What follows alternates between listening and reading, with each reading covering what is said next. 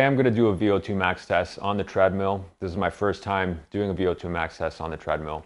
I got this mask about 1.5 years ago, and since then I've been testing my clients on the bike, air bike. I did a test 2 months ago on the air bike and I had 46.9 as my VO2 max. So I'm curious to see what the difference will be on the treadmill, considering running is my sport of choice. Now I've been out of commission for 2 years, doing no cardio, barely any weight training, and now I'm just getting back into things. So I suspect this will be just a starting point for me. Anyway, I want to measure this also against my watch, my Garmin watch. It tells me that my VO2 max based on my recent performance is 44. So let's see how the watch compares to the VO2 Master Analyzer. Today's protocol included a 5-minute warm-up on the treadmill at 8.5 kilometers per hour. I usually look at my pace when I'm running, so having speed as my main metric was new.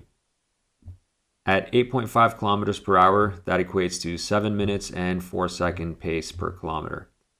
Step 1 of the test started at 8.7 kilometers per hour, or a 6 minute 54 second pace per kilometer.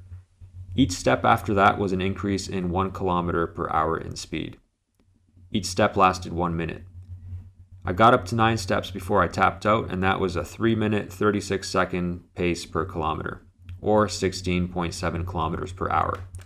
After I reached my max, there was a 5-minute cool down at 5 kilometers per hour, which is basically walking speed, a pace of 12 minutes per kilometer.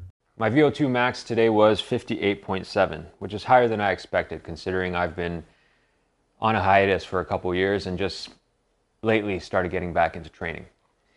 So on the test, max heart rate got up to 184 beats per minute. And I know I had a good result today in terms of collecting data, because when I was pushing my max, I got to that 58, high 50s zone with the VO2 max when I was looking at the charts.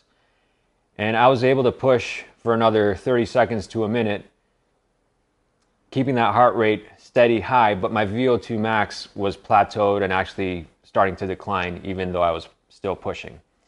So that tells me I got to my VO2 max during the session, and then I got into anaerobic.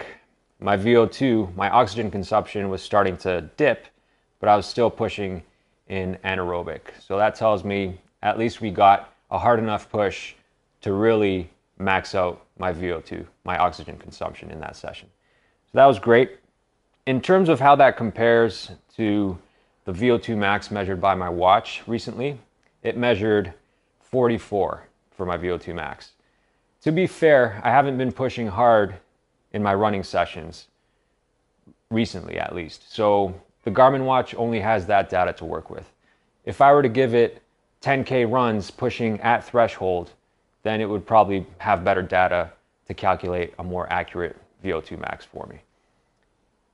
So all in all, great result today. Compared to my VO2 max that I got on the air bike 2 months ago, this one is more than 10 points higher, which is really significant.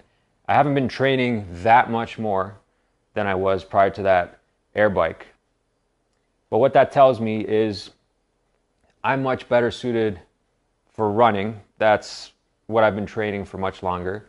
And things like cycling and swimming are weaker points for me. So I would suspect that my VO2 max would be lower for those activities. Based on today's results and my current training status, I look forward to what my VO2 max will be when I actually get in shape in a few months after steadily increasing my training. So I have a few standards in mind when it comes to training, cardio training, for myself personally. One is to be able to run a 10K at a 4-minute pace. Another, in terms of swimming, is to be able to swim my 1,000 meters in 20 minutes or less. And in terms of cycling, that's something that I haven't really explored. I'm just starting to get into. And once that improves, I'm looking forward to test the different modalities, training modalities, running, swimming, cycling, and see how they differ in terms of my VO2 max.